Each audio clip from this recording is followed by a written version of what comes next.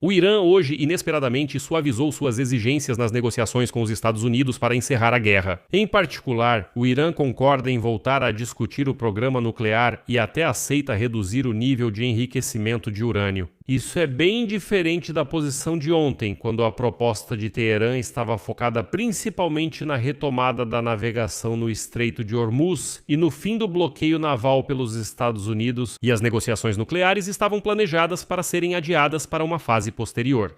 Mas, por outro lado, o Irã agora insiste que os Estados Unidos devem pagar reparações, caso contrário, o Estreito de Hormuz será fechado para todos que tenham ligação com os americanos.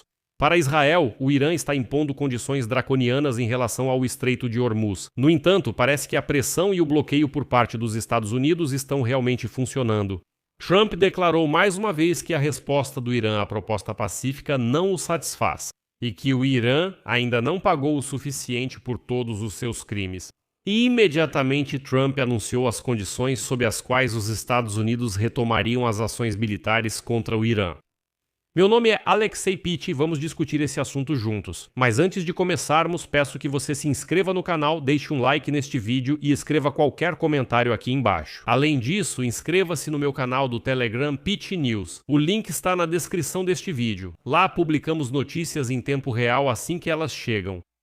Então, o presidente dos Estados Unidos da América, Donald Trump, declarou aos jornalistas que admite retomar ações militares contra o Irã, caso este, abre aspas, se comporte de maneira inadequada. Apesar de os Estados Unidos e o Irã estarem atualmente trocando projetos de acordo para um cessar-fogo e fim da guerra, Trump também está considerando seriamente a possibilidade de novos ataques. Ataques para sair do impasse nas negociações. Agora segue a citação de Trump. Se eles se comportarem de maneira inadequada ou fizerem algo ruim, vamos ver. Essa possibilidade é bem real. Ao mesmo tempo, Trump declarou que em breve irá analisar o plano enviado pelo Irã, mas não consegue imaginar que esse documento seja aceitável para ele. Citação. Em breve vou analisar o plano que o Irã nos enviou recentemente, mas não acho que ele será aceitável. Afinal, eles ainda não pagaram um preço suficientemente alto por suas ações nos últimos 47 anos, e até o momento da gravação deste episódio, a Al Arabiya escreve que os Estados Unidos finalmente responderam ao Irã sobre sua proposta, o que indica que Donald Trump leu essa proposta e até enviou uma resposta para Teherã analisar. E lembro também que ainda na quinta-feira, 30 de abril, o Irã enviou aos Estados Unidos da América uma proposta detalhada para um acordo quadro contendo 14 pontos. Alguns aqui dizem 12, outros 14, mas vamos ficar com a informação que ambas as partes confirmam. 14 pontos. O documento prevê um mês de negociações para chegar a acordos sobre a abertura do Estreito de Hormuz, o fim do bloqueio naval pelos Estados Unidos e o término da guerra, tanto no Irã quanto no Líbano, onde Israel está travando uma guerra separada contra o Hezbollah libanês. Depois disso, ou seja, após resolverem isso em um mês, mais um mês será destinado para negociações sobre o programa nuclear de Teherã. Aqui é preciso admitir que o tempo joga tanto contra Donald Trump quanto contra o Irã, mas pesa ainda mais contra o Irã. O ministro das Finanças dos Estados Unidos, Scott Bessent, afirmou hoje que os Estados Unidos sufocam a liderança iraniana com um bloqueio econômico, em paralelo com uma operação militar dos Estados Unidos. A seguir, uma citação de Bessent. Há 3 semanas, o presidente Trump deu ordem ao Ministério das Finanças para iniciar a Operação Fúria Econômica. Estamos sufocando o regime e ele não consegue pagar seus soldados. É um verdadeiro bloqueio econômico e isso afeta todos os ramos do poder. Todas as forças são direcionadas à luta. Ou seja, de fato, os Estados Unidos decidiram simplesmente sufocar a economia do Irã para forçar a Guarda Revolucionária Islâmica a se render, já que a liderança do país realmente não conseguirá pagar seus combatentes. Por que eu digo que o tempo também joga contra o Trump? A questão é que o próprio Scott Bessent afirmou que os preços dos energéticos, que atualmente estão subindo rapidamente devido à guerra no Oriente Médio, podem cair só no final deste ano. Ele afirma que, após o conflito, os preços do petróleo cairão bastante, mas não de imediato. Quanto mais longa a guerra, mais demorado será o retorno do mercado. Mas já está claro que, nas eleições intermediárias para o Congresso dos Estados Unidos, o Partido Republicano de Donald Trump entra com preços altos da gasolina, o que historicamente influenciou o humor eleitoral nos Estados Unidos. E hoje o canal de TV Al Arabiya informa urgentemente que o Irã abriu mão de algumas de suas exigências anteriores e concordou em incluir seu programa nuclear nas negociações com os Estados Unidos, o que indica mudanças, em comparação com o foco anterior em adiar a resolução dessa questão.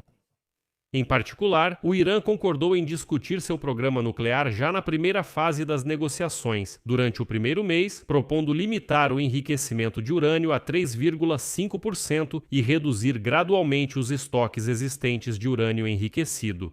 Segundo fontes, a proposta revisada também inclui uma oferta para a reabertura gradual do Estreito de Hormuz em troca do fim do bloqueio americano. Ao mesmo tempo, Teherã desistiu de sua exigência de retirada das tropas americanas da região do Oriente Médio.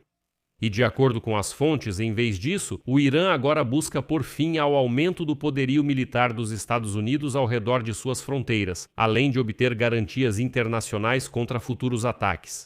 Curiosamente, esse enfraquecimento da posição em Teherã ocorreu depois que o presidente dos Estados Unidos, Donald Trump, declarou no dia anterior que supostamente ainda não havia se familiarizado com a formulação exata da proposta inicial do Irã, mas dificilmente a aceitaria, pois, segundo ele, Teherã ainda não pagou um preço suficientemente alto por todos os seus crimes. E após essa declaração, no Irã supostamente suavizaram ainda mais as condições.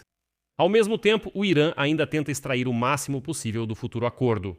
Os legisladores iranianos declaram que navios israelenses podem ser permanentemente proibidos de passar pelo Estreito de Hormuz, enquanto navios dos Estados Unidos e seus aliados só poderão passar após o pagamento de reparações de guerra. Em particular, hoje no parlamento do Irã foram feitas declarações de que, no próprio plano de paz que o Irã entregou aos Estados Unidos, está previsto o veto à passagem de navios israelenses pelo Estreito de Hormuz a qualquer momento, tanto durante a guerra quanto quando a guerra terminar. Isso significa que o Irã exige manter o controle sobre o estreito, algo que os Estados Unidos dificilmente permitirão. Mas em Teherã garantem que as coisas não voltarão a ser como eram antes da guerra, e eles querem cobrar taxas dos navios que passam pelo Estreito de Hormuz. E o principal, ao qual os Estados Unidos não vão ceder, é justamente o que foi anunciado hoje pelo presidente da Comissão Parlamentar de Construção do Irã, Mohammad Rezai. Ele declarou que 30% da receita dessas taxas pela passagem pelo Estreito de Hormuz deve ser destinado ao fortalecimento da infraestrutura militar, enquanto 70% será destinado ao desenvolvimento econômico e ao bem-estar social. Embora o próprio Rezai tenha acrescentado, cito, "O controle sobre o Estreito de Hormuz é mais importante para nós do que obter armas nucleares." E é aqui que, como você pode imaginar, pode surgir um ponto de compromisso.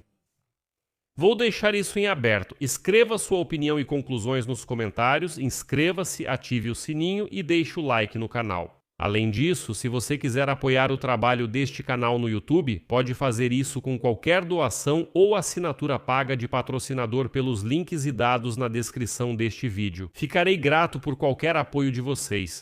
E vocês também podem usar o QR Code que está na tela, que é a forma mais simples e conveniente de apoiar o YouTube. É isso, cuidem-se, tchau para todos.